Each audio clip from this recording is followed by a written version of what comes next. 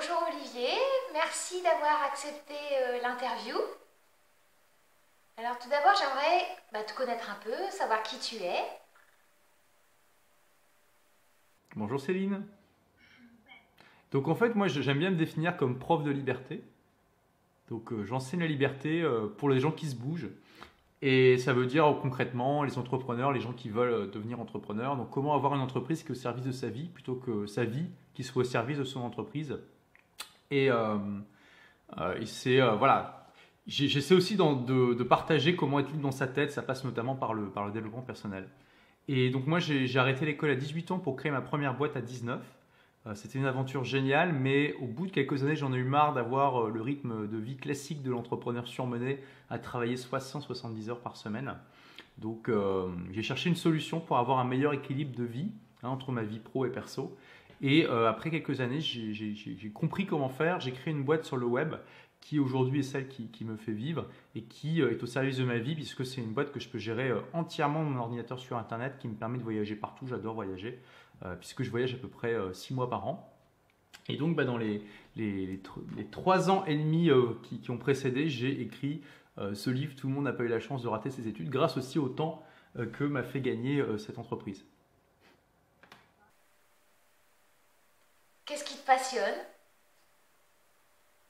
J'ai plein de choses qui me passionnent en fait. J'adore explorer de nouvelles choses, découvrir de nouvelles activités, voyager, comme je l'ai dit, rencontrer des personnes dans des cultures différentes. Dans les loisirs que j'ai, on va dire, notamment je fais de la plongée. J'ai passé mon niveau de plongée au Maroc, j'ai passé mon niveau 2 aux Philippines. En fait, j'aime bien mixer les voyages avec ce genre de découverte d'activités. Je prends aussi des cours de pilotage d'avion. J'ai fait du théâtre d'impro. J'apprends la guitare, j'apprends le portugais. Voilà, j'aime bien faire plein de choses en fait. Et puis pour moi, voyager, c'est vraiment une extraordinaire manière de combler le vide. Tu vois, dans le livre La semaine de 4 heures de Tim Ferriss, il dit que ça sert à rien d'améliorer sa productivité, de gagner du temps, si derrière tu n'as pas d'activités qui te remplissent, en fait, qui remplissent le vide, qui sont en dehors de ton travail. Parce que si tu deviens meilleur, plus productif dans ton travail, tu n'as rien à faire du temps que tu gagnes, par défaut, tu vas simplement continuer à travailler. Et pour moi, voyager, c'est ce qui me remplit le plus parce que quand j'arrive quelque part dans un nouvel endroit, j'ai envie de faire des milliards de choses, mais surtout pas de travailler parce que j'ai envie d'explorer, j'ai envie de tester les activités sur place, j'ai envie de rencontrer des gens, j'ai envie de goûter à la vie locale, découvrir les différences culturelles, ce genre de choses. Et ça me plaît vraiment. Et donc c'est aussi pour ça que je voyage 6 mois par an. C'est vraiment extraordinaire. Tu vois, moi j'utilise un site qui s'appelle le Couchsurfing, donc COUCH Surfing. Et c'est un site qui permet de te faire héberger gratuitement dans le monde entier par des millions de personnes, avec un système de notation un petit peu comme sur eBay, tu vois, ou sur Amazon, qui te permet d'avoir confiance en les gens. Moi, j'utilise pas vraiment pour me faire héberger parce que j'aime bien, si tu veux, avoir mon propre chez moi, pouvoir me balader tout nu si j'ai envie. Mais par contre, j'utilise le Couchsurfing pour rencontrer des gens. Et avec ça, le monde, c'est un village. Tu peux débarquer à l'autre bout du monde et le soir même, tu es en train de faire la fête avec des gens, quoi. Et des gens qui en plus sont assez ouverts sur le voyage et tout ça, qui sont souvent ouverts d'esprit. Donc c'est vraiment sympa. Là, l'année dernière, je suis parti 15 jours tout seul à la Nouvelle-Orléans et je me suis éclaté à découvrir cette ville extraordinaire, la ville la plus musicale du monde. J'ai jamais vu de ville aussi où la musique est tellement présente. À part, je suis parti à l'aventure, à la recherche de francophones natifs de Louisiane, ceux qui ont appris le français via leurs parents, qui eux-mêmes l'ont appris via leurs parents, et ça remonte jusqu'aux colons de la Louisiane du XVIIIe siècle, qui ont un parler spécifique qui est différent du québécois. Donc voilà, j'aime bien me plonger dans ce genre d'aventure, c'est vraiment sympa. Est-ce que tu peux m'en dire un peu plus, Olivier, sur tes blocages? Est-ce que tu es conscient de tes blocages? Tes blocages personnels? Bah écoute, moi je peux te dire un truc, j'ai été pendant très longtemps extrêmement timide et mal à l'aise socialement. Et d'ailleurs, c'est aussi pour ça que j'ai pu créer Enfin, finalement, c'était aussi une force dans le sens où. J'en ai fait une force. Dans le sens où j'avais pas beaucoup d'amis. Parler à une femme, moi, ça me terrifiait. Du coup, comme beaucoup finalement de personnes dans ce cas-là, j'ai passé beaucoup de temps en tête à tête avec mon ordinateur.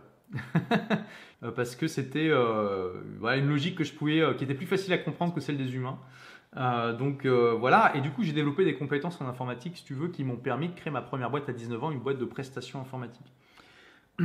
Et donc voilà, mais pendant longtemps ça a été difficile pour moi, et une des raisons pour lesquelles j'étais pas à l'aise dans le système scolaire, c'est que bah, j'étais en première littéraire et que allez, on était 32, il y avait 28 filles. Donc pour moi j'étais vraiment pas à l'aise, tu vois, et voilà, ce qui avec le recul est bien dommage d'ailleurs parce que bon, mais bref, mais voilà, et en fait j'ai travaillé sur moi pendant pas mal d'années pour surmonter cette timidité. J'ai fait du théâtre d'impro, j'ai même été discuter avec des étrangers dans la rue, hein, des étrangers, des étrangères. Et ça m'a beaucoup aidé à dépasser, si tu veux, mes limites, ma zone de confort. Donc aujourd'hui, ça va. Je veux dire, là, je reviens du Brésil. J'ai parlé devant 1600 personnes euh, en mix avec un peu de portugais, un peu d'anglais. Et ça passe. Enfin, j'ai plus de soucis par rapport à ça. Je peux parler en public devant des milliers de personnes. Ça me pose pas de problème. Par contre, j'ai quand même toujours ce fond de timidité en moi.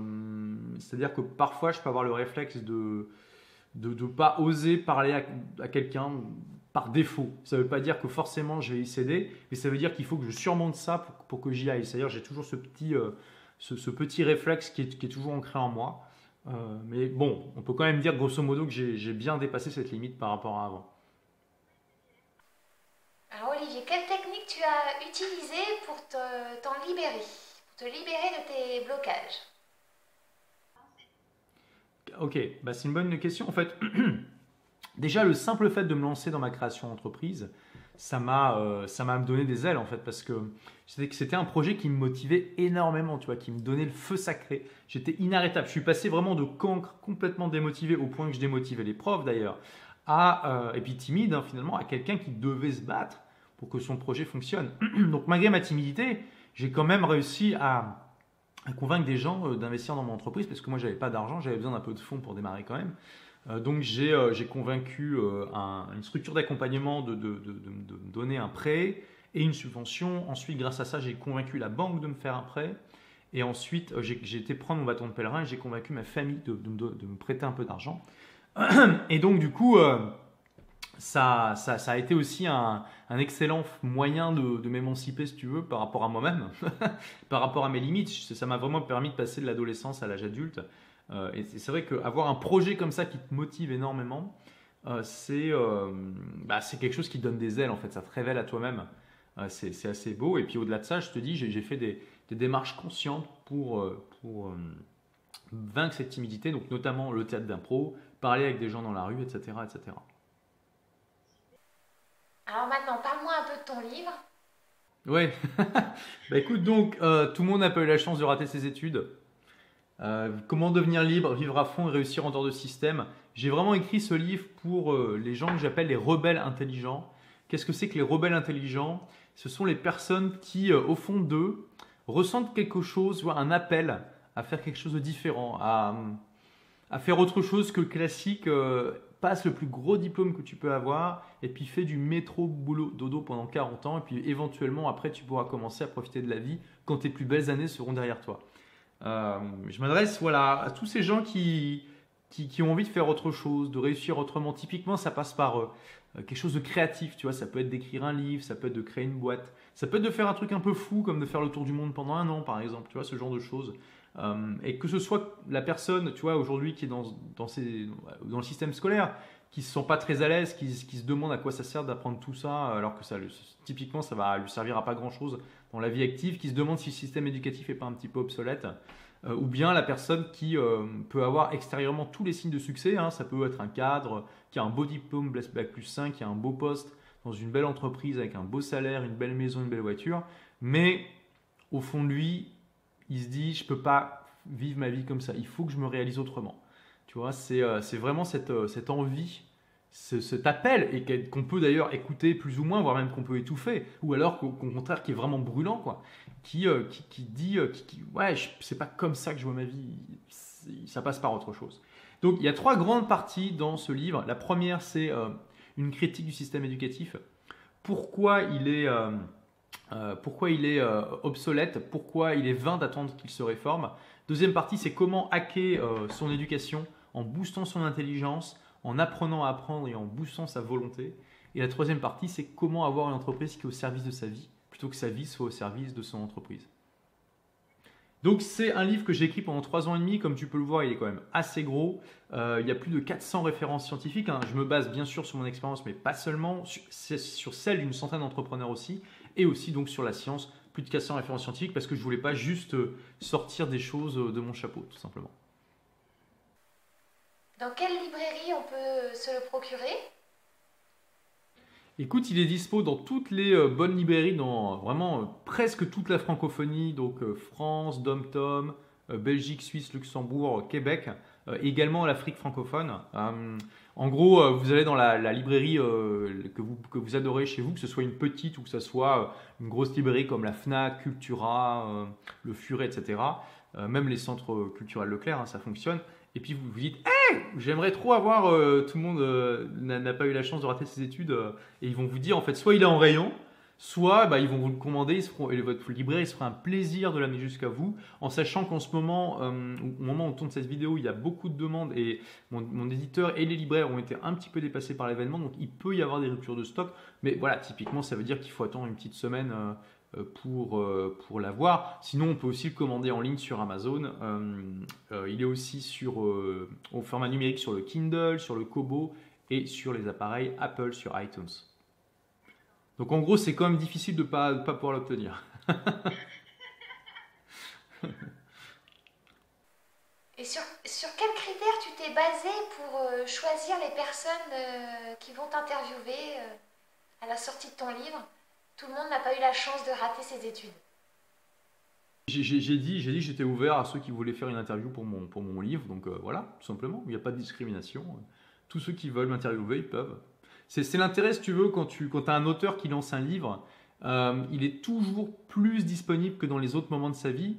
Parce que voilà, c'est son bébé. Il a pu passer des mois, voire des années, comme c'est mon cas, pour écrire son bouquin. Et du coup, il a envie d'en parler, c'est normal, il a envie qu'il y ait un maximum de personnes qui soient au courant de la sortie du livre pour que ceux qui sont intéressés puissent l'avoir. Donc c'est aussi un bon plan d'ailleurs quand vous voulez vous connecter avec quelqu'un que vous aimez bien ou que vous admirez ou qui peut être un mentor pour vous. Vous attendez qu'il sorte son bouquin et puis vous le contactez pour lui proposer de faire une interview pour en parler. En général, il va dire oui. Merci Olivier pour cette interview. Super, écoute, merci beaucoup. À très vite Céline alors. À très vite. Ciao ciao. C'était Céline Positivé de vaguepositif.com. Vous retrouverez tous les liens en dessous de la vidéo. Merci. Au revoir.